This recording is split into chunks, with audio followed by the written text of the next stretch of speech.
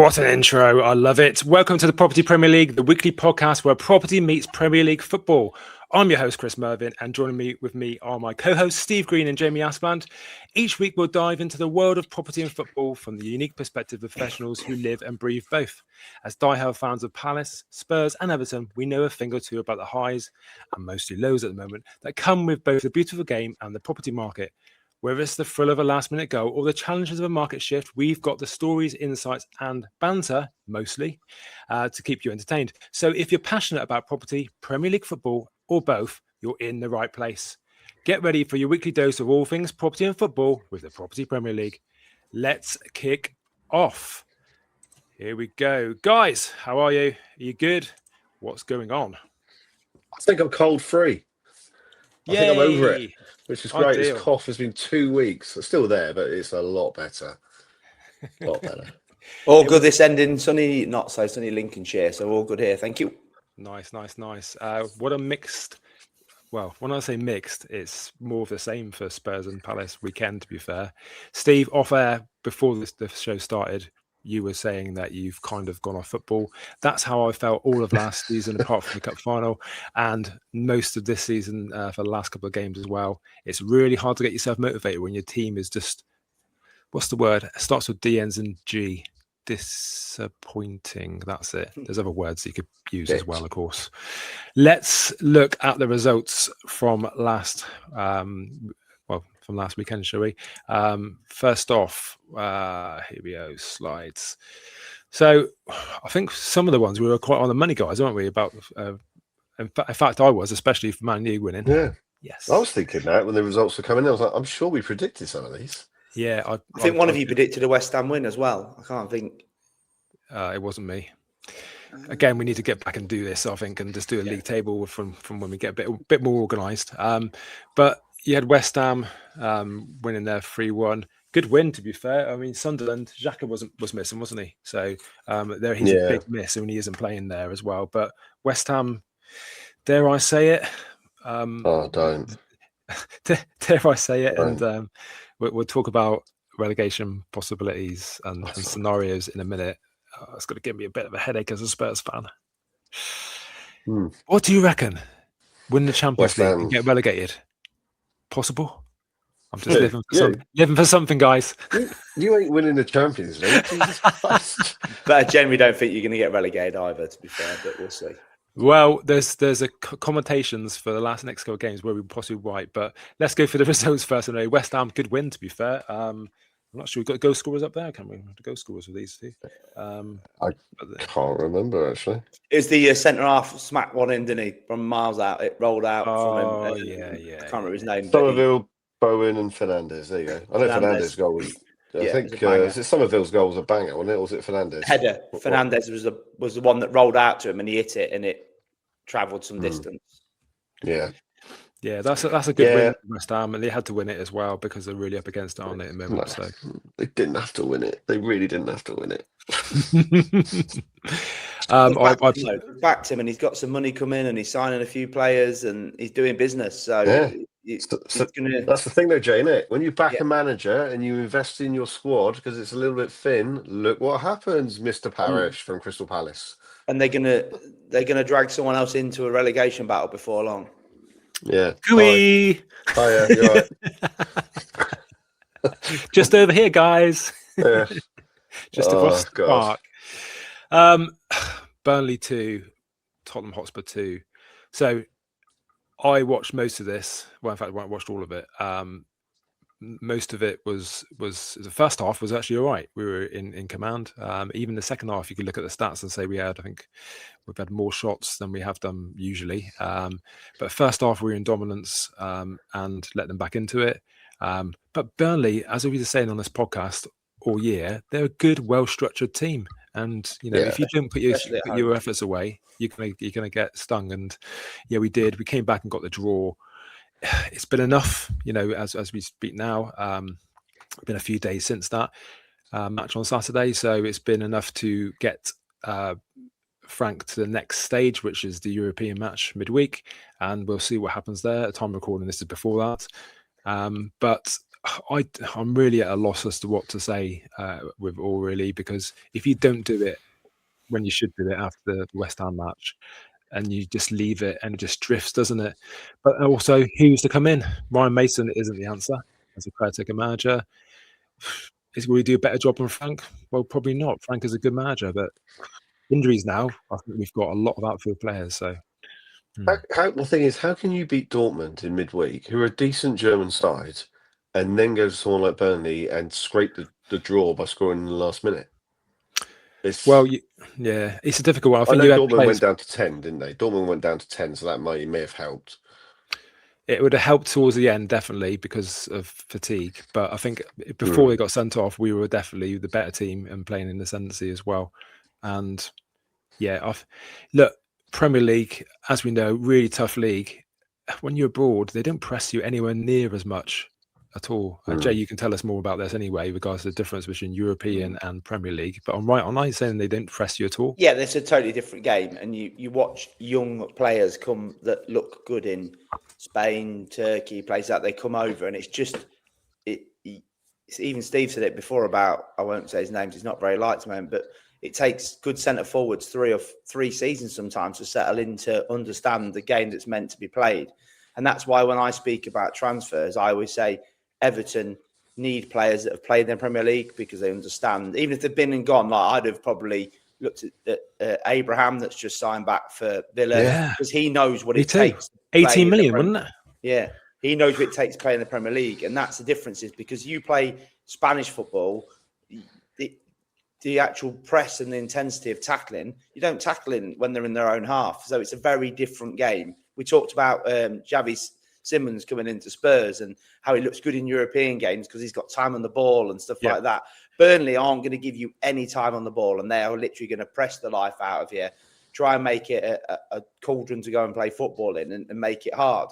And I looked at it, and it's your probably, I was reading a stat the other day from someone of my friends shared about Spurs. Your percentage of goals scored by your defenders this season is high, and that's because you're scoring them goals either last minute or close to last minute, when you've put Van der Ven or Romero forward into that stay high and try and do it, and you've put the press on other people. But it seems to be for me that Spurs go down before they start to try and play. Yeah, you're right. They sit back too much. I think he's too pragmatic and doesn't push on enough. I mean, obviously, you don't want to. I mean, we could have afforded. Burnley aren't going to score 5 goals, yeah. No. Against any team in the Prem. So we could afford to push on a lot more. I mean, we did in the first half, like I said. The goals were pretty good, and Romero's header was a bullet, really good. But it was. They are the two, our highest scorers, those two, Van der Ven and Romero, and in the Prem as well, they're the highest scorers defenders as well. So says a lot about your attack, doesn't it? And I think that's where we were really lacking. Solanke's back. You can't expect Solanke after half an hour match to come into a full match and perform. Yes, he scored in Europe, but that was the most flukiest double-footed goal I've seen for a while. So he was lucky on that one. But again, got to be in the right place, and he's not quite there yet. But he is a good player, and he will make a difference when he starts scoring. And that's what we're missing a little bit now. We're just missing the taking the opportunities as we have all season, and then being 1 goal, 2 goes up. But even then, I'd worry that we'd just sit back, and that's what's been happening. So let's move on from Spurs Burnley quick, and we'll talk about the league and stuff like that later on against Spurs. Boo. Fulham 2-1 at home against Brighton. I think I predicted this one. It's a good result. Brighton did all right, and Harry Wilson getting that last-minute winner there as well. Hell of a season he's having, really is, and he's a decent player. I can't put my finger on why it's just happened all of a sudden for him, because I know he's out of contract. I don't think it has. They say sometimes. No, he played well last season. Yeah, but it wasn't scoring the crucial goals. Like he's just on a run of scoring goals this season, which are a lot. They're important goals for his team as well. They're not just they are last 5, last 10 minutes, and he might get a big move, in the summer. I don't know. Could be interesting. He always scores bangers. Like a couple of seasons ago, it went through this sort of purple patch when he was like banging in bangers, like really like left, right, and centre, free kicks, blah blah blah, and then he kind of disappeared and he wasn't really in the side. But Yeah, he's a decent. I think his contract's up in the summer, isn't it? It is, yeah. He's playing for a new contract or playing for a move. But obviously bodes well. It's a World Cup year, so he's doing good. That's a statement, mate. He's got he'll be in that squad if he wasn't playing at Fulham anyway. Yeah, he'd be in that squad if he played for Doncaster. Yeah, up the Donny Rovers. Yeah, or Wrexham's next in it from. We're battling with Wrexham for a striker at the moment. That's how bad we are. Jesus. Yeah, but I still can't get over. They want to pay in that division 18 million for a centre forward. When did the Championship start spending 18 million for people? Crazy. And for a guy that scored 4 goals in the French league as well. Yeah, I think it's a good difference now, because ultimately, if Wrexham were successful in particular coming up, they've probably got the backing and the structure there to do okay in the Premier League. Whereas before, it was a real jump in class, wasn't it? They didn't have the structure or the marketing. Didn't treat it as a business, I guess. That was that's the difference. Yeah, I like the Wrexham story though. I know we're diversing a bit, but I like the Wrexham story. I've got no problems with what they've done. I think a lot of fans in the Premier League, you'll hate them then. A lot of fans hate the story and call it the Disney Club and all the rest of it. Do you know what? I don't know if you guys have watched the documentary, but they went in there with no clue, didn't they? It was like, what do we do here? And they surround themselves with decent people, got involved with the community, and fair play to them. If they go up, I hope they do go up, to be fair. I think it'd be an amazing story. They just fancied it, didn't they? Fancied, okay, did the research. There's lots of clubs on there. I believe Plymouth was on there as well as sleeping giants. Were they looking for opportunity? But yeah, I think for Wales to get behind, well, not all of Wales, of course, but this town there to get behind them as well. They've done a great job, to be honest, and hats off to them. They've raised the profile of non-Premier League football, I guess, across the world. So. Yeah, fair play to them. Man City beat Wolves 2-0. Not much to really say about that. Mamouche getting an early goal. Semenyo. How many goals has he scored now? 4 and 5. 4. Yeah. 4 and 5. We said he was going to be goodbye. I didn't think he'd go in and do that. I did not think he was going to go in there and be straight away first 11, banging 4 goals in 5 games. But yeah, fair play to him. Like, decent. Yeah, he's done really well. And he does look really good. Wolves, that was the first time they've lost or drawn for a little bit of time. They've on a little bit of a run, weren't they? But against City, they've just got better quality players, haven't they? City at home as well. Yeah, they're at home. And then we had quite an entertaining match actually. Bournemouth at home against Liverpool, and Evan Nielsen and Jimenez, wasn't it, who got 2-0 up for Bournemouth, and then Van Dijk scoring just before half time. Yeah. Overrated, dehydrated football player. What a mess he made of that first goal. And then stood there and moaned about it. What a whopper. Which team do you support again, mate? I'll tell you later. There's only one in Liverpool, isn't there? Exactly. And then we had Szoboszlai get a goal. He's had a good season, to be fair. He's probably out of all the Liverpool players been playing pretty good. To be honest, Szoboszlai, I do like him. And then Adley getting the winner, 90+5. How did they not clear that? Time. How did they not clear it though? It's Jesus wet. In my Everton little group we have on WhatsApp, I've said whoever the Bournemouth striker is they've just signed, you want to just follow Bournemouth around because they seem to make 20 million players into 80 million players or that sort of difference. And that's it. They've just signed a Brazilian forward, haven't they, for something like 20 million or something. I was like, whoever he is, you want to hijack that because he'll be a 80 million summer signing for someone in 2 years' time. Blimey. Because Evan Nielsen, he'll be next. He'll go. I like him. He'll go. Yeah, I've always really liked him. So Sunday saw a couple of games. Forest, they've still got a chance, haven't they, to get out? He was under pressure, mate. He was under real pressure with the West Ham win, and he was. Yeah, I knew he'd win that game at Brentford, even though Brentford had been good at home. I just knew it. Yeah, and Palace won, Chelsea 3. I think we all went for, even you, Steve, went for a Chelsea win there, didn't we? I think you might have 2-0, I said. I was quite excited when I predicted 2-0. Then Ava told me it was 3-0. I didn't even watch it. She's like, Dad, can we just sit down and watch it? 2:00 kickoff. I was like, nope. I said, we're going out as a family and we're going for a nice little walk.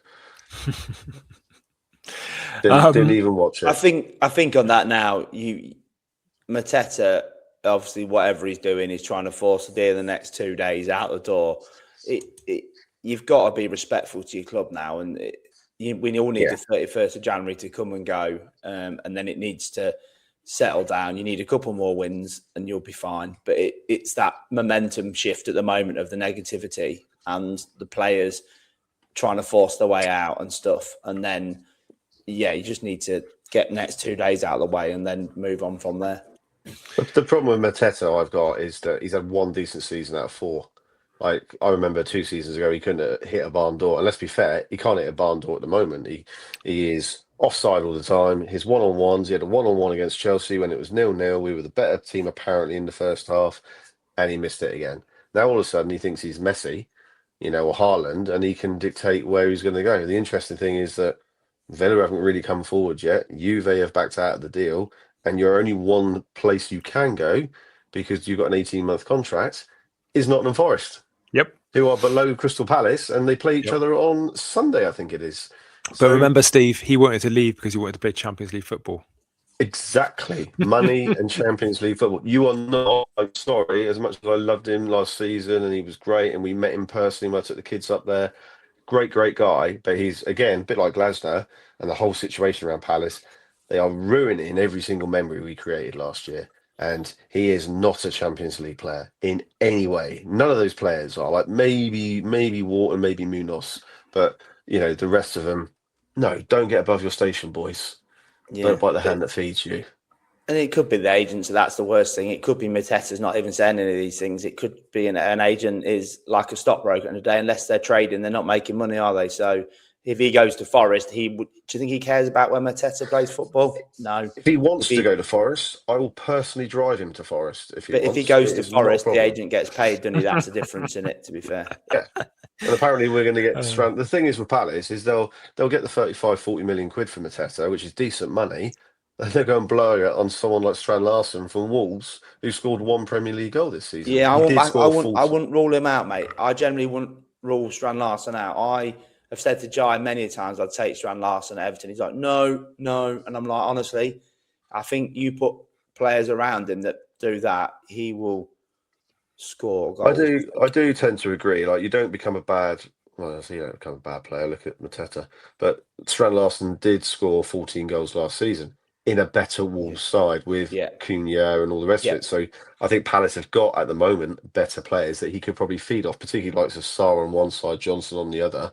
And they are like for like. They're big, lofty, tall strikers, aren't they?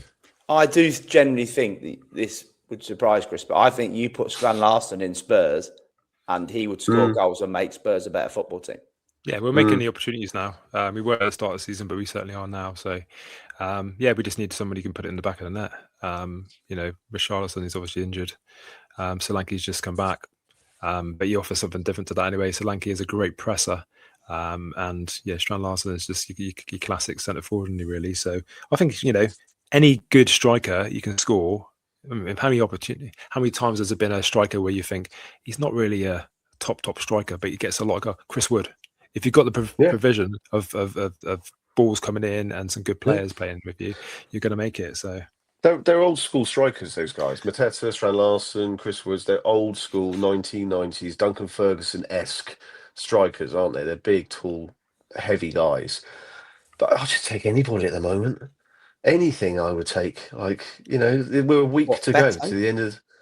No, I might take big bad Barry, but can't have him, mate. Scoring goals. Got a week to go, guys, and there's no investment. And I know January's a hard transfer window, but give me something as a fan. Come on, give me something to grab hold of. Like, honestly, I draw a line under the season now and say, let's call it quits. 28th of January, job done. Let's move on to the other matches. Newcastle were at home, and I did actually back them for a win, actually, but Villa did the business, to be fair, 2-0. I'll tell you what, of all the teams, they are buying, aren't they? They're talking about Douglas Luiz, getting him off the loan from Nottingham Forest, come back into midfield because they've got injuries in midfield now as well, which is okay. Yeah, not bad. And obviously the main ones we talked about already is the striker coming across as well. Tammy Abrahams, proven Premier League striker, worked at Villa before, didn't he, when he was on loan, I think, from Chelsea. So he's a good purchase. And they're backing the manager. They haven't got loads of funds, and maybe they'll be flagged with a bit of a PSR later on. But yeah, why not? You've got opportunity now to go into and get up there, and maybe they see an opportunity to maybe press the team above them. They're probably up on the PSR, aren't they? Because they sold that Donny, whatever his name was, for 20 Mayland. odd. Yeah, Mayland. They sold him for 20 odd million, and then signed him for 18. So they're probably up. Balancing, yeah. Football's such a business now, though, because Besiktas, whoever they are, I think it's Besiktas, signed him from Roma, then sold him straight to Villa. And that just shows it's a business now, because he was on loan. They then obviously made it permanent for less money and then sold him to Villa and made money out of it. And you think that's a business transaction. That is business, just all that is. They made 7 million quid on that deal in 24 hours. I wish I could do that. Yeah, exactly. List a house, sell a house, complete a house, sell it next day. Ooh, 7 million quid. I think all the businesses, estate agency and Premier League football is probably not the most one you're going to get into for your stress levels, are they? That's definitely. God, no. No. Buendia and Watkins getting the 2 goals there for Villa, and they did. We'll look at the table quickly in a minute. And then we had Arsenal against Man United. Who called the result last week? Just putting out there. Do you know what? I did think of you. You did say 3-2, didn't you? No, I didn't. Did I say 3-2? I think I said. Yeah, you said 3-2 as well. Yeah. Jesus Christ, I'm good. You did. I'm sure you did. If I had money to put on that bet, I would have put on. I hate United, but it was quite funny to see Arsenal bottle it. Warp. Will Arsenal bottle it? Here we go. Let's have a chat. It's the only thing as a Spurs fan I've got to grab hold of. Positivity. What do you think, guys? Yes. Yes, they will. They've got form. I think if he bottles it this time, that's the end of Arteta. Because as much as everyone says, that they should be happy finishing second every year and be careful what you wish for, I just think it's another year where they can't just go on just finishing second, and especially with the lead and the quality of City, and Villa, like even when we beat Villa the other week, that obviously helped Arsenal out and stuff like that. It's not, I just think this, if it's going to be their year, it's got to be this year. But yeah, it's not going to be, I'd be surprised if it's a 90+ season for the winner this year. Yeah, I mean, it's a 90-point total when it's not, when they were talking about hundreds and stuff like that. I'd be surprised if it's a 90+ season for the winner this year. Well, the thing that gets me is the talk about, is this team better than the Invincibles and stuff like that? And I'm like, no. Nowhere near it. That back five in the Invincibles season was like, you as an Everton fan, you'd be like, oh God, playing Arsenal, this and that. You just knew what was coming. It was insane. Here's a stat for you. Here's a stat for you. So the third highest goal scorer within that Arsenal team is own goals. That shows how poor their front line is. Yeah. You know, Gyökeres is not £85 million player. He's no. Saka's off the boil. You know, the only one that really looks decent is Trossard, ex-Brighton. But he's a decent and everyone was saying that he wouldn't get a kick, weren't they? When they signed all these players, they said, "No, he won't get a kick, and he'll be out the door and all that." And he's the one that's cemented his team, place in that team. Yeah, I think. But like we said before, it's modern day football is not about having a Haaland or anyone like that, because they get goals from all over the pitch, aren't they? There's not many apart from Haaland that you can say that are 25, 30 goal strikers like the Shearer days of old. They score from midfield. Well, let's give Man United their dues, because ultimately they soaked up a lot of pressure in the first half from the highlights I saw, and just kept in it. It's almost like a game plan, really. I think Carrick did say in his post-match interview that they knew exactly what they would have to do on it. And when you've got players like Mbeumo, Dorgu, and Cunha, I think they've always got a goal in them, haven't they? And yeah, well, according to the fans, they're back. They're back. The good days are back. 2 wins doesn't make a summer. Oh, that doesn't make Behave. sense. But you know what I mean. Behave. They ain't back. They got 10 years before they're back. Come on. If they won the next 4 games and Arsenal didn't, it'd put them in the point of Arsenal, and it'd nearly put them on 28 with 10 games to go. It's just not happening. People that say that are, not living the real world. No. Well, let's have a quick look at the table then, quickly. Sorry, are we missing the last game out? Or? Oh shit! Yeah, sorry. Yeah, sorry. Who wants to talk about a ball draw? Big Bad Barry ball draw. Here we go. Go on then, Jay. You were there. Go ahead. Got a bit of first half. Yeah, first half. Honestly, I thought, oh no, we've gone backwards again. A bit like Steve said, you go there with hope, and you're like, and they pressed us and did really well. And then I think with West Ham winning and Forest winning, if they'd put it on us in 10 minutes second half, the first 10 minutes, we might have been in trouble. But weirdly, that 1-0 up, they just started sitting back, and it just opened the door up to Everton. And then we were probably unlucky not to nick it at the end. So it was a strange one, but it was, the point was fair all round. Big Bad Barry scored again. Nice to see Gerald Braithwaite back on the pitch, different level, and young Drewsbury Hall back. So we are. Yeah. Oh, is he back? Is he? Yeah, he's back, mate. And Joe, when that player comes with the ball, Steve, you talk about creativity. He just comes on the pitch and he's like, "Let's just give me the ball, you lot, and let's go that way. Let's go forwards and let's do something about it." And not rigid in what he does. He was like, "Give me the ball. We're off forward. That's what we're doing now." So that's how we played it basically. So. And as a fan, that gets you off your feet, doesn't it? That gets you excited. Yeah, it does, to be fair. And it helps. Like, we aren't creating enough chances, a bit like Chris just said, Spurs at start of season. Barry's scrapping round for scraps, and 4 in 5 is good, but I think he's had 10 shots in 5 games. So it's not like he's scoring 1 in 5, and we are really to the wire with getting created chances. Obviously now... Rest in peace. We've lost Super Jack. It's now a case of where we get that creativity from. Illiman's back. He's so good on the ball. So hopefully they fall in love with a lone player, Jay. I know. And if you read what we're saying, he's off to the MLS. What, Jack? Into Miami with Beckham's lot. No, he's too young. He's got another 3 years in this league first. Yeah. He's 30 now, Jack?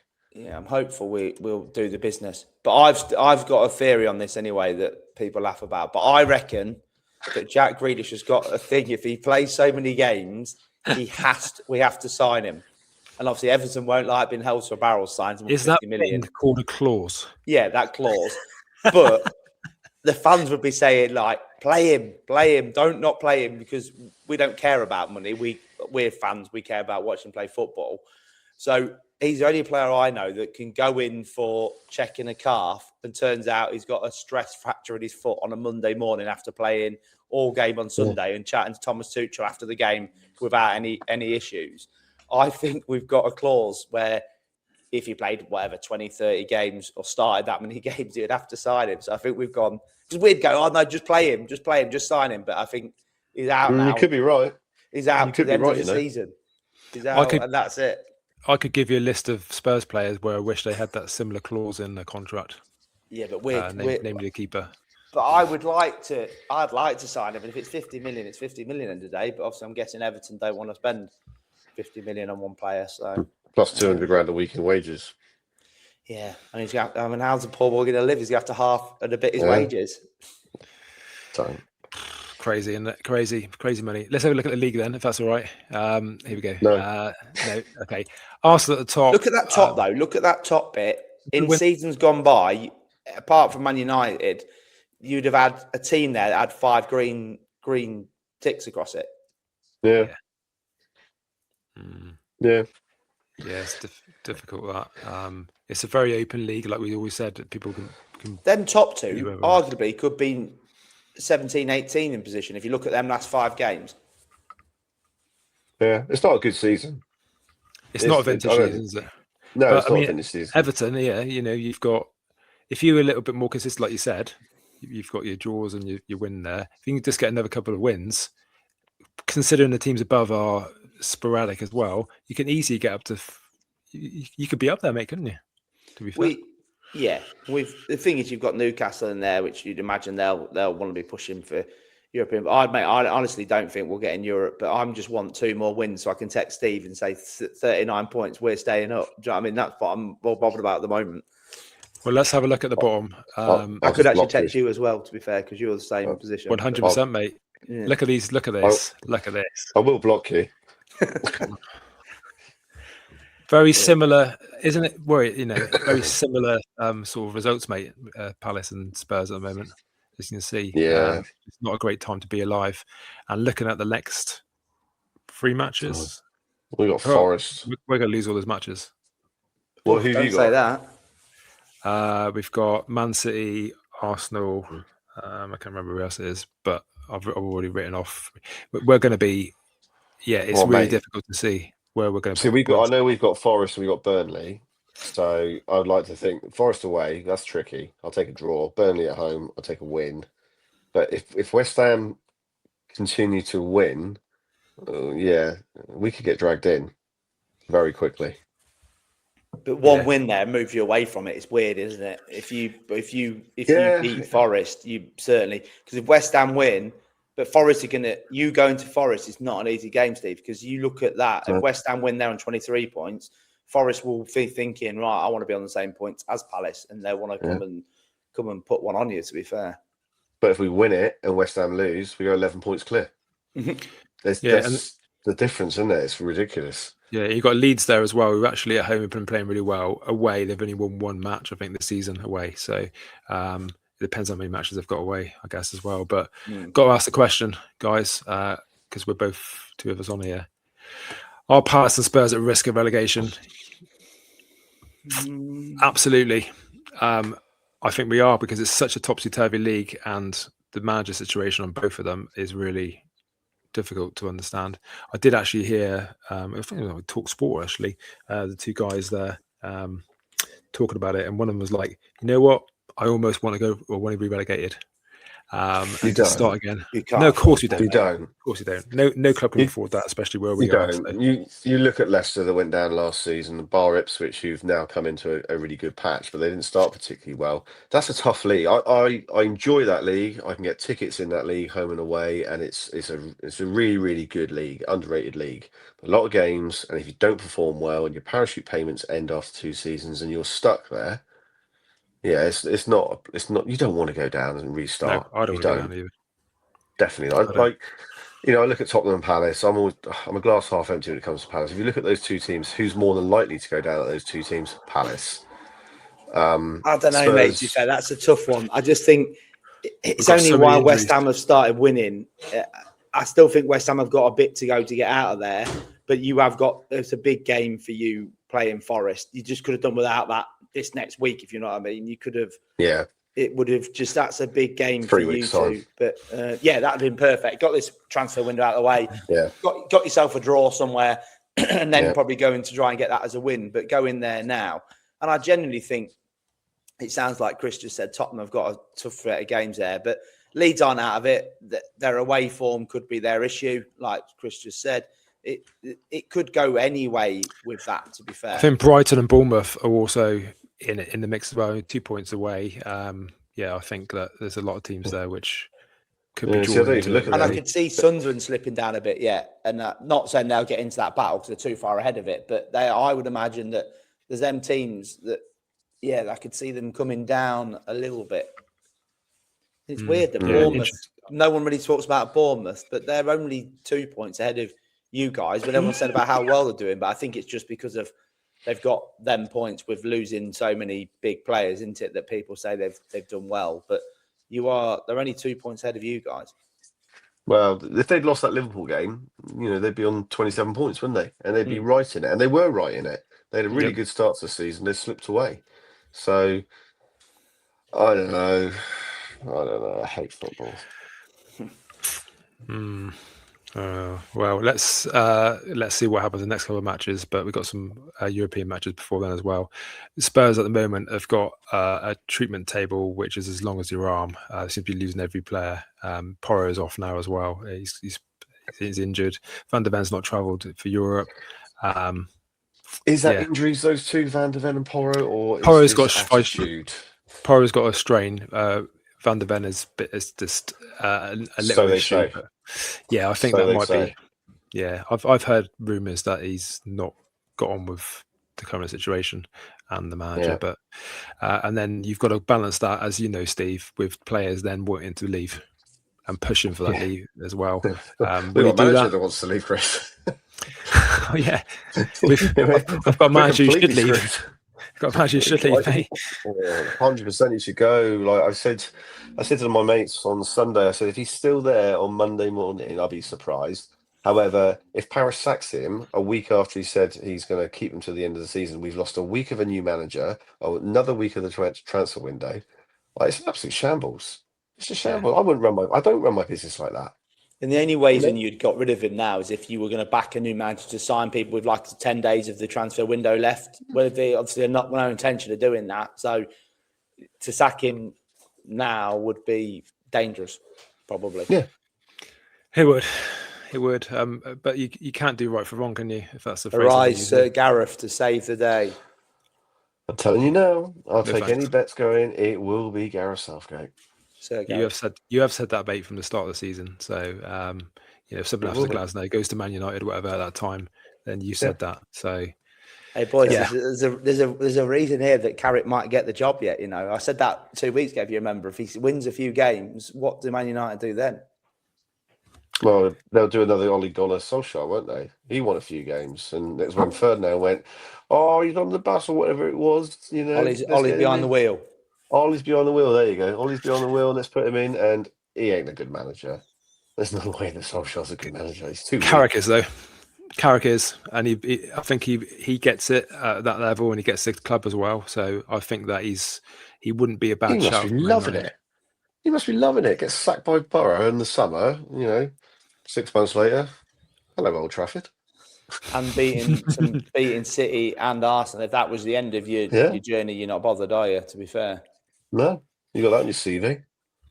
Yeah, it was a win-win situation for him, really. Again, if he didn't do very well, just a caretaker, didn't have enough time to implement his ideas. Yeah. But it's not good. It was pretty CV.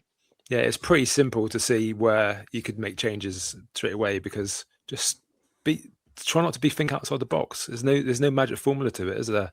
Amorim is not a Pep. He's not going to revolutionise in it, and people. The teams are just better in the league now. They just can't do that and get away with it with better players and in a different system. They work out systems after one game now. So, and they much better. I do miss old school football though. This whole side to side, backwards, 80 passes before you get it in the box. Like, you think back to the days of United when they had Ryan Giggs and Kanchelskis on the other side, and running down the wing, and you had Mark Hughes in the centre, or whoever it was, Brian McClare, like loads of goals across the front line. It is boring modern day football. Yeah, but we love it. They're better possession, aren't they? So you can't afford to lose it. But back then you could afford to lose it by being adventurous, and you had the players in midfield to win it back. Now you've got some players in midfield, but they're much better at possession. That's all they work on, keeping the ball and recycling it from the back and starting again and starting the process, quick, slow.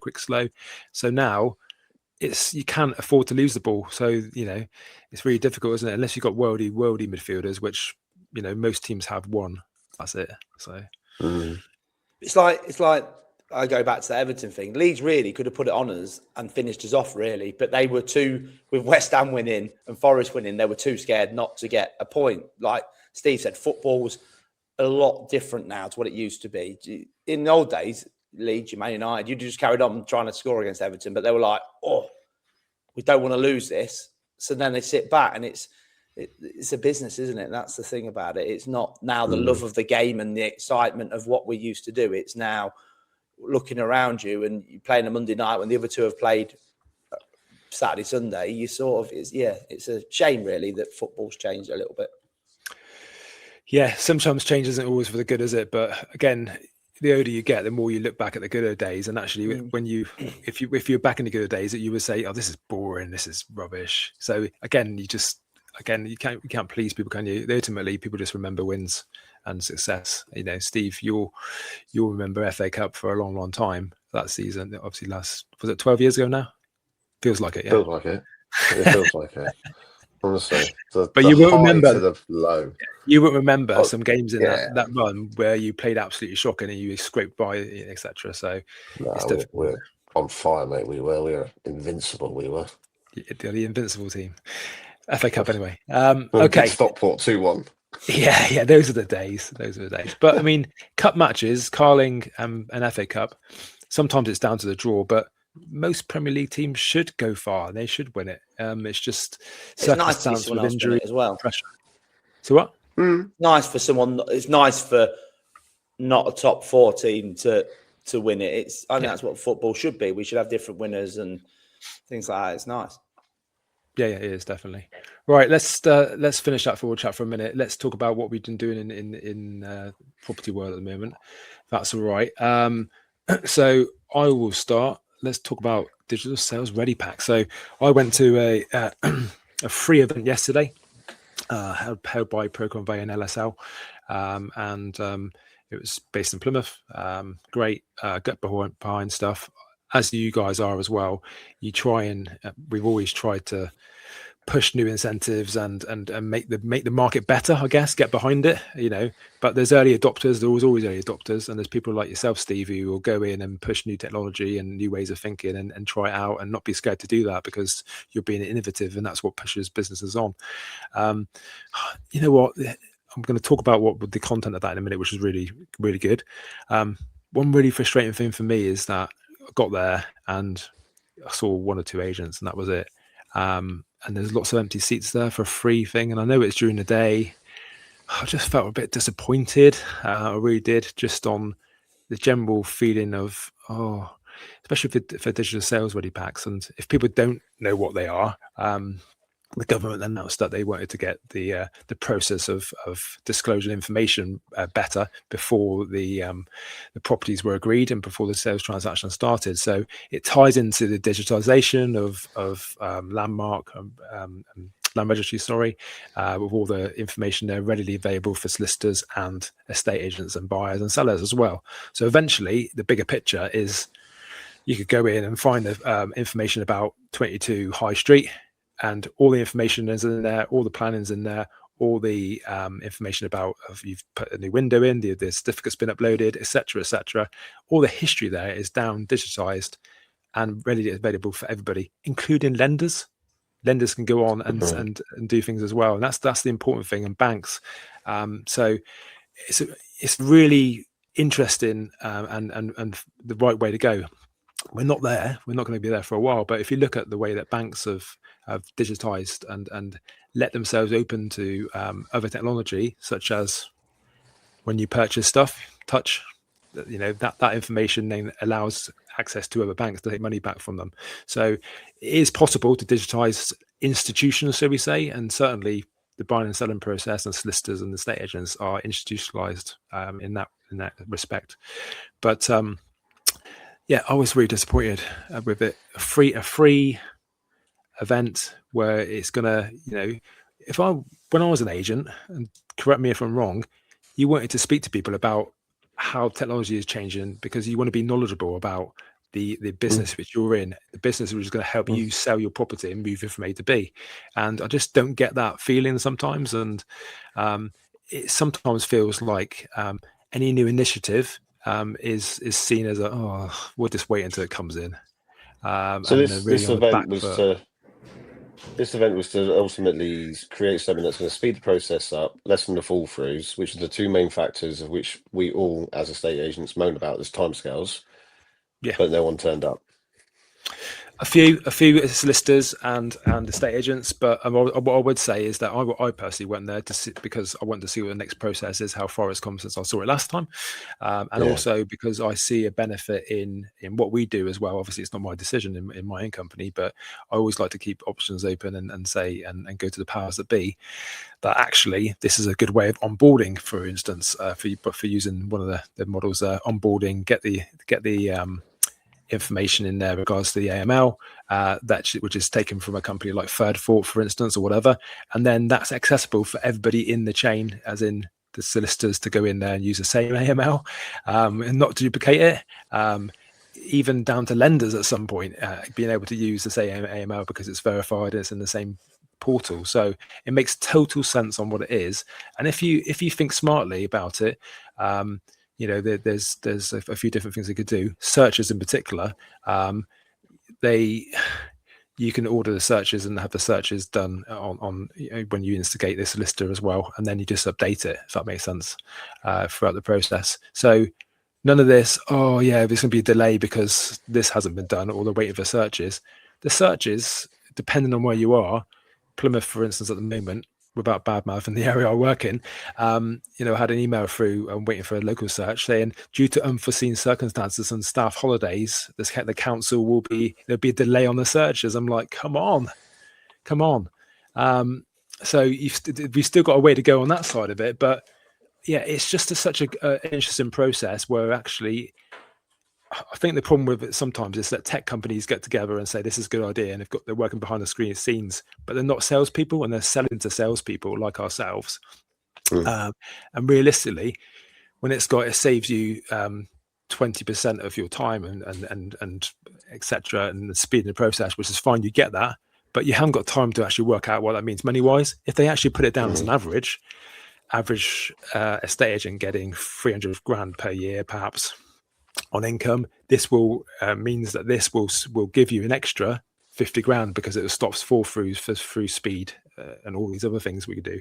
I think it's just targeting that really, but yeah, just generally disappointed a little bit really. I felt a little bit, my heart sank a little bit, where why are not more people getting excited about the opportunities that this will give you as a business, in my opinion. You know why though, mate, don't you? Until anything in a stage becomes compulsory, yeah, that is the problem. And it's like you just said, people go, oh no, not this, not something else for me to do and all that. Well, it's actually a shame, because when we sat on Property Mark, we said before, when I first met you and stuff, it was always, it's great if 9 people in the chain do it, but one doesn't, you fall down because of the one person that doesn't do it. And that's where I think the industry is with qualifications and so on and so forth, unless it becomes mandatory, is when people then go, right, no one likes change. So they're like, right, I've got to do it now because that's the only way around it. But like you say, if everyone got on board with it earlier, it would make life better. Yeah, definitely. Yeah. I think it's a difficult one to.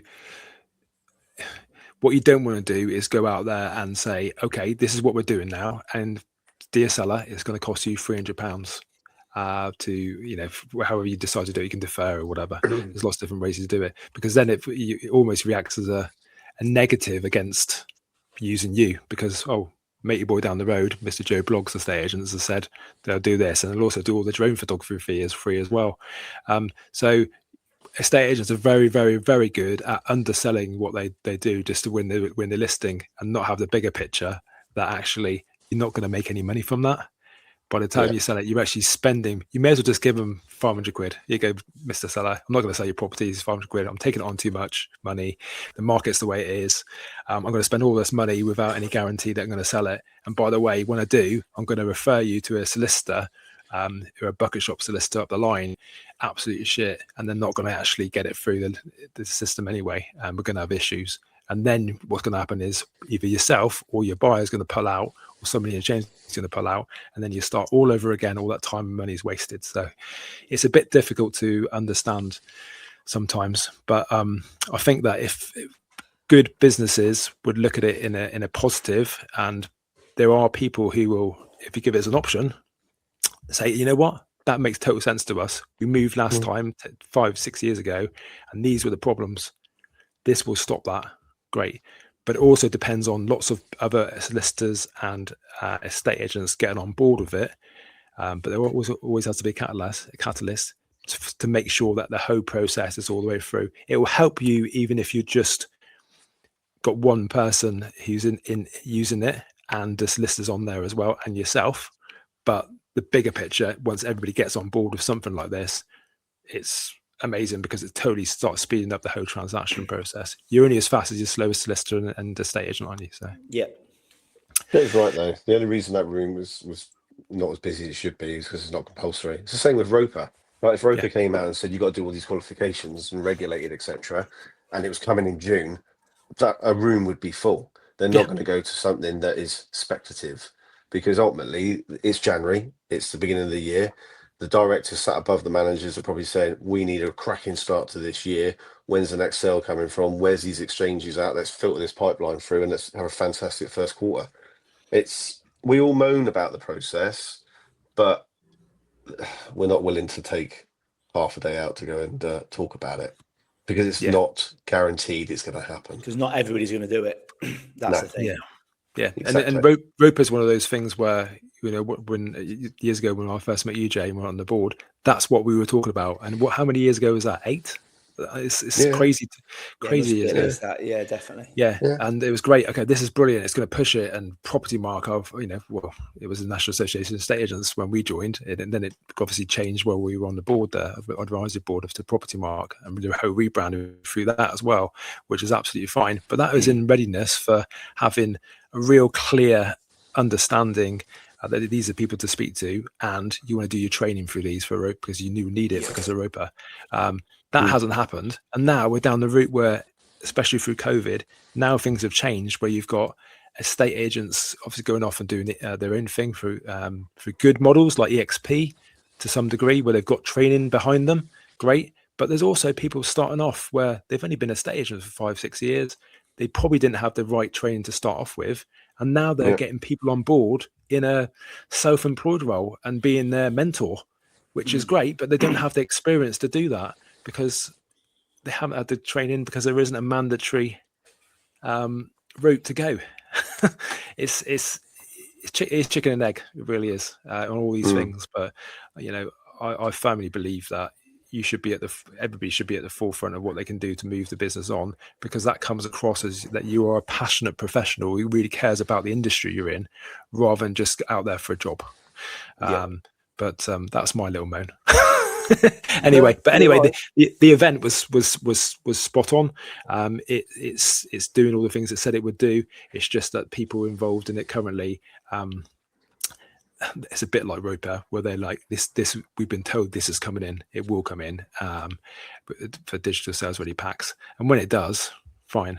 But it makes total sense to do it. And I was looking at that thinking, you know what, even the most annoying thing for me, it's the same for estate agents, is actually qualifying your people you've got. You're getting the AML in particular is always a pain, and then knowing that they've got to go through the same process again when they get a solicitor on board as well. You know, even if it was to sort that out, even if just a very minor thing, and you used it for that, and also you could go on there and say, actually, that, you know, once the sale's agreed, they've all been signed up. The searches for your sales chasers, go on there. Your search has all been done. And this is directly from the solicitor, and it's a really easy way to look at it. Or actually, what can I do? Okay, there seems to be an issue there. Let me pick up the phone now and speak to the solicitor and get that information. What do I need? Can I help it at all through the process? So even if it's something very basic to do it like that, it should be used. And the more people use it, you know, it becomes habit. Even giving things as free trials, I did say this to them as well. I would personally go out and be a founder member and say, okay, if you're doing this, then you get a DS every 2 orders, you get 1 free, perhaps, whatever. I don't know, but it's up to them how they do it. But I just think it's a good way to go. It's morally the right way to help the industry, but fundamentally, it's going to help speed up a lot of transactions, even if it's just your own branch who benefit from it. Eventually the whole industry will benefit from it, but if it isn't brought in, you're still going to benefit from it now. So ultimately, it's going to help the industry and help everything that we've moaned about for God knows how many years. Then why, you know, let's just get on with it. But I don't know when is it going to happen?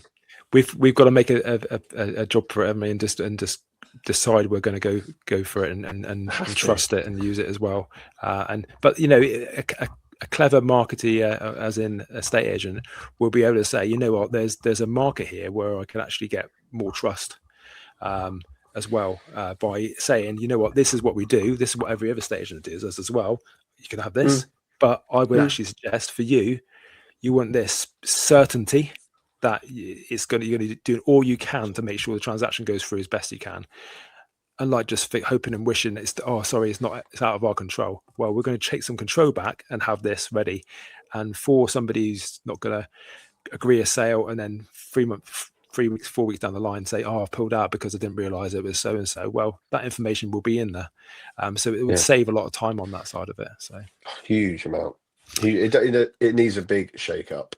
It does. And if we are regulated and then we are then classed as a professional alongside the legal profession, your fees will increase. Because at the moment, we are not seen as a professional profession. No, I think the problem anyone can do it. The professionalism thing with Roper and stuff like that has definitely contributed to the fact that it's a race to the bottom. That's a regular phrase we use when we talk about fees for a estate agency and any firm, because that's the easiest way to go. Ultimately, if people will see bringing self-employed people on board and their teams as the only way they can really grow, because they're going to get some more listings, fantastic, and they'll get a percentage of that, and it's a no-brainer for a lot of people to do that. But to go out and actually go in and charge 0.5% extra is not going to happen. No. Even if you're the best agent in the country, there'll be someone else. They'll see that and say, "Well, hang on a minute, you're 50%. Lots of times 50% more expensive than other agents in the area. Why should I go with you?" You can pull out the pie charts, you can do this, but if they see that everybody's the same because there's no differentiator in it, then it's difficult, isn't it? And there almost needs to be like when the HIPS came out, and this you could even call DSL digital sales ready packs HIPS 2 in some regards, I guess. There needs to be a negativity.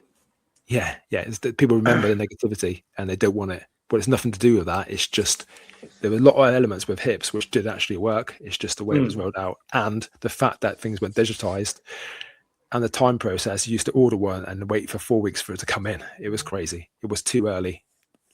So we'll see what happens with it. But it was a good meeting. The tech is really exciting. In particular, and if anybody watching this or listen to this wants to find out a bit more information about it, you can message me direct. You'll be able to find me on socials anyway, and happy to chat about it, or LinkedIn. Happy to chat about it in more detail and put you in touch with the relevant people to talk about it as well. So there we go. What regards to anything else in the industry, guys? What have you been up to? Have you been finding stuff? Jay, you're still busy, and you're listing a lot, mate. I've been following your Facebook, and you're listing a lot. Should be it will be 17 by the end of today, and I have no more plans before Saturday to put any more on the market. So in our first month of being open, we'd have listed 17 houses. That's nuts. That's crazy good, mate. That's phenomenal. I don't mind telling people my first goal was to get to 5. I think that's always been my goal as a negotiator, manager, or whatever it was. Get 5 listing, get 5 sales as quick as you can. First day, second day of the month, you could be on. That's brilliant. So to get 5 was my first challenge. To then get 10 was probably a little bit of a hope and a dream. Then so to sit with 17 in my first month, I'm absolutely blown away by the support I've had. So it's been amazing, and I'm pleased to say I've agreed one offer on Monday, and just as you guys know, before I got on the podcast, I took my second offer this morning. So both proceedable people, so good. Brilliant. Jay, in regards to like the 17 instructed, how does that compare to when you were employed? Would you do those figures, those numbers monthly, or would you be more? No, I personally wouldn't do. I've never been a full-time lister, so personally, no. As a company, not far off what the high street agents would be looking at. I would imagine in my old company, I'd have been going for net 25. So it's a way off that. That's a cold start. But that's a cold start for you. Yeah, it's 17. 17, yeah. And you just go on your own reputation, mate, as well, without any like sort of major pre-marketing, because you can do that when you leave a company sometimes. So, mate, it's phenomenal. And your belief is brilliant. Yeah. And I think when I looked the other day, I haven't quite fully updated it yet, but I think the average listing price around here for me was 249,286, and I would say that's about on par with every agent. So they'd sit somewhere between 250 and 270 around here as an average. So it's not like I've been going out and getting lots of bottom end stock and stuff. I've got a range. My most expensive house is 500 and my cheapest property is 110. So it sort of goes, there's a big range of properties out there, which is is a testament to the social media lady that I've got that helps me. She's been fantastic with that. And I know you've got to speculate to accumulate.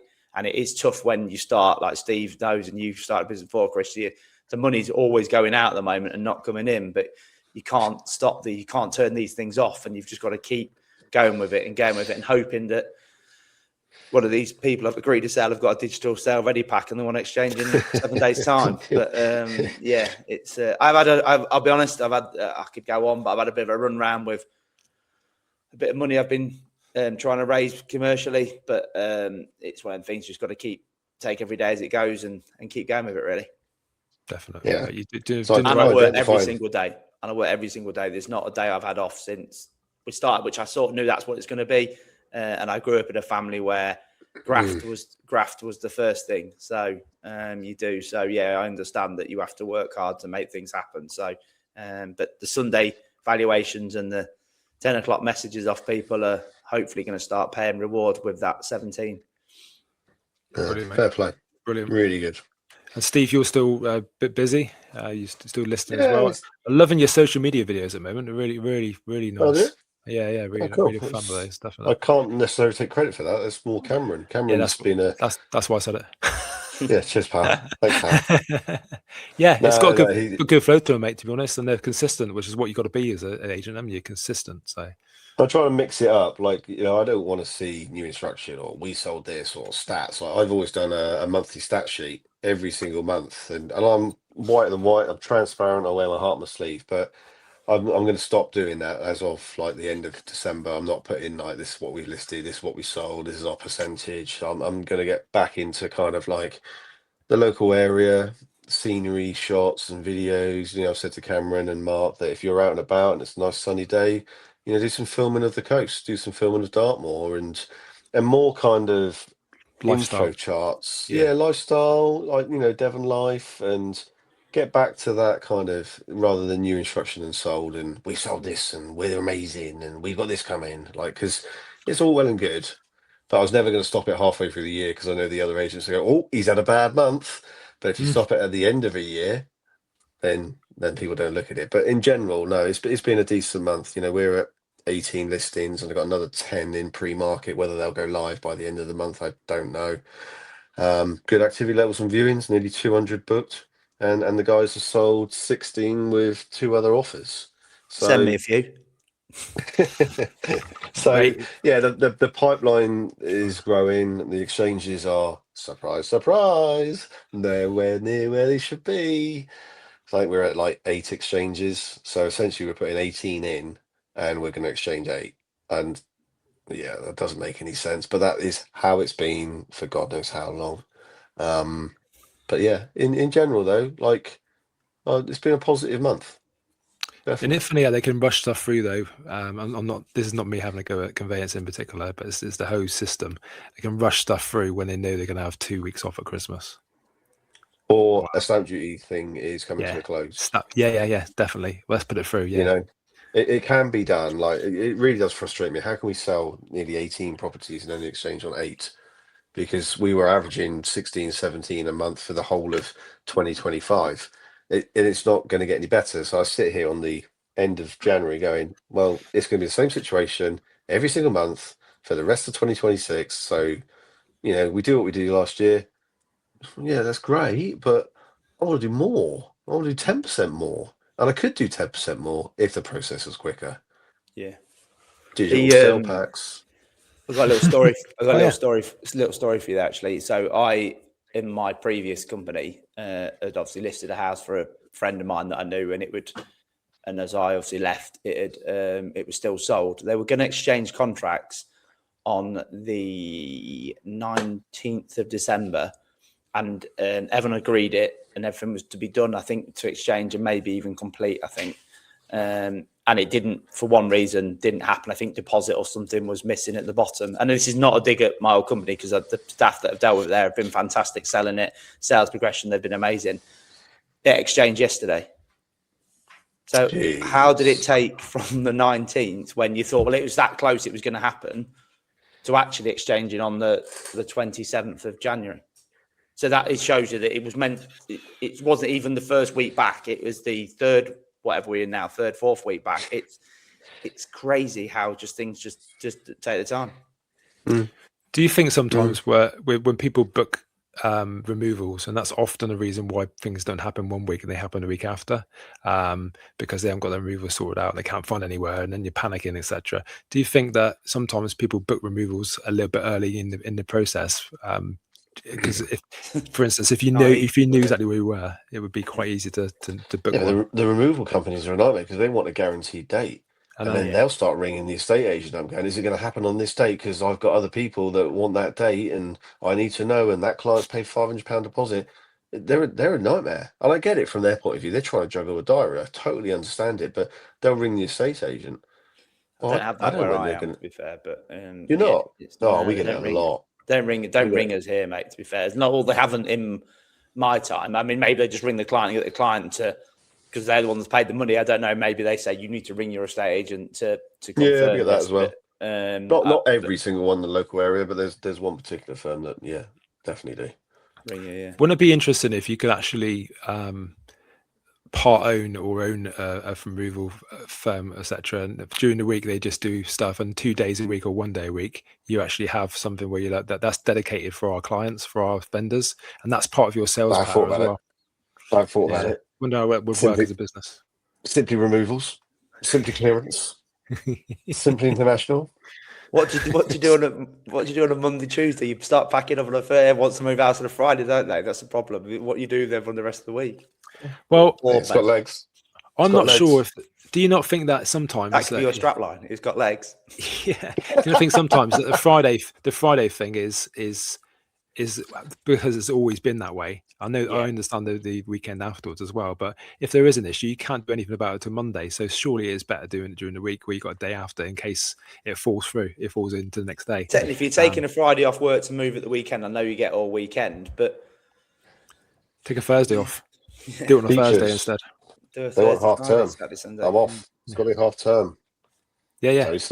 Terry Solicitor then. It's dictated often by not the seller, I think. So when would you like it? Or kind of as soon as possible, really. Maybe at the weekend. Or what about Friday? Yeah, that's good.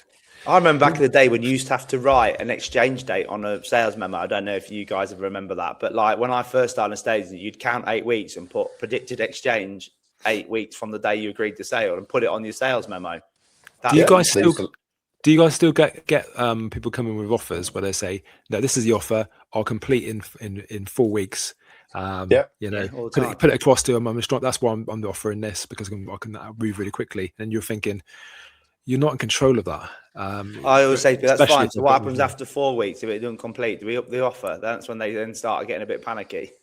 So that's fine. I agree on that deal for 4 weeks, but then the vendor wants £10,000 more 4 weeks in a day. Yeah, put a penalty in it. I like it. A bit like a special conditions where if it fails on the completion because it's already exchanged, then you will pay X amount. Not so confident then. Oh, you sold my house in 2 days, so I want the commission reduced. How about you pay me more because I'm that good? That's right. You fixed my car in 5 minutes. Yeah, but my 35 years of experience allowed me to do that. We know the. Can you include the VAT? We had one the other day. Like Cameron went out to, he's like, she's come back and said that she's taken offence to the fact that she has to pay VAT. Well, I'm like, here's the MP's address. Okay. Telephone number. I don't like paying the VAT bill every quarter, but I still have to do it. You don't go into Asda and say, I like these 4 cans of beans. However, I'm not going to pay the VAT on it. Yeah. I'm going to offer you 20% less. Yeah. Come on. Oh, go on then. Just a response. Is it cash? Go on then. Make sure it's an amazing deal. Make sure it's in a bag for life, so nobody sees it. Jesus Christ! And on that bombshell, let's look at the matches, Jay, for the rest of the weekend coming up. Are you ready for it? And then we can get on with our day. Go ahead. Go on, mate. Okey-dokey. Let's have a look at what we've got for this weekend and what is up and coming for game week 24, is it? I think it is. So we have no Friday night football because of Champions League for them teams that play in it. Yay. And on Saturday, we have no 12:30 games. So it's straight into the 3 o'clocks on Saturday. And the first one is Brighton and Hove Albion versus Big Bad Barry's Everton at Brighton. 1-0 Brighton. Sorry. I think they'll be under pressure, and I think they want to get a result, Brighton, because they will be drawn down, and the other teams below, as we know, are getting pressure on it. 1-0. 1-0. 1-0. Okay, yeah, I'll take 1-0. I'm not offended by that. Then we've got. Whoa, are you going 1-0? Yeah. That's 1-0. That's fine. Because sometimes with Everton, mate, you just don't say a score because you don't want to jinx yourself. Yeah, didn't jinx it, to be fair. Then we've got Leeds United versus Arsenal. If there's a game that Arsenal need to win, but Leeds have got a chance on, it's Leeds at home. They ain't a bad team. Yeah. Leeds. My fear is if Leeds tried to sit back against Arsenal, they would punish them. If they took the game to Arsenal, that would be interesting. At home. 2-1 Arsenal. 2-1 Arsenal. Yeah. That's what I think as well. 2-1 Arsenal. I think Arsenal get back on it. Desmond nice. 2-2 for me. And then we've got Wolverhampton Wanderers versus Bournemouth. This gives Bournemouth the chance to move away, Steve, as we were saying about points. This gives them a chance to move away from that jeopardy of relegation. But Wolverhampton Wanderers versus Bournemouth. I'm going for 2-1 Wolves. Steve Green, 1-0 Wolves, isn't it? That's what he says all the time. 1-1. Oh. 1-1. I'm actually going to go for. I'm renamed it. I'm going to go for Steve Green. 1-0 Wolves. Steve Green, nice. Hope so. And then Chelsea's the 5:30 game against West Ham, but Chelsea being at home. 2-0 Chelsea. Come on. Yeah, I think it's going to be a 2-0 as well. I think Chelsea are going to win that. You wanted Chelsea to win more than ever, have you? To be fair, you two. Yeah. Yeah, please. Yeah, it's going to be a blue day. I'm going to go 2-1 Chelsea. It's good. Viable. And then Liverpool versus Newcastle is the 8 o'clock game on Saturday. Desmond. Ooh. I'm going to go 2-1 Liverpool. 1-1. I'll go 1-1. 1-1 on that one. And then we jump to Sunday football, and we have got Aston Villa at home to Brentford. I cannot not see Villa winning that. I'm going to go 3-1 Villa. Steve Green, 1-0. 2-0 Villa. Villa. Okay. And then the next 2 o'clock game you can pick on Sky Sports is Man United versus Fulham. 2-1 United. 2-1 United. I'll go that, yeah. 2-2. 2-2. Oh, I like that. And then if you choose this game, that's up to you. But Steve's already praying, but it's Nottingham Forest versus Crystal Palace. The tricky trees being at home as well. Game. Next to the Trent. I would say I'm going to go for draw, Steve. So you might be all right at that, but I'm going to go 1-1. 2-0 Forest. I said it. Don't say it. Chris? I'm going to go 1-1. I'm nearly done. I've nearly done it, yeah. 1-1. And then we've got the last one you can watch is the 4:30 thriller in Manila. Is Tottenham Hotspur at home to Manchester City. 3-1 City. We've got a really, despite our recent results, we have got a good results against Man City. 2-2. And it's going to be more important for Spurs to get something out of there.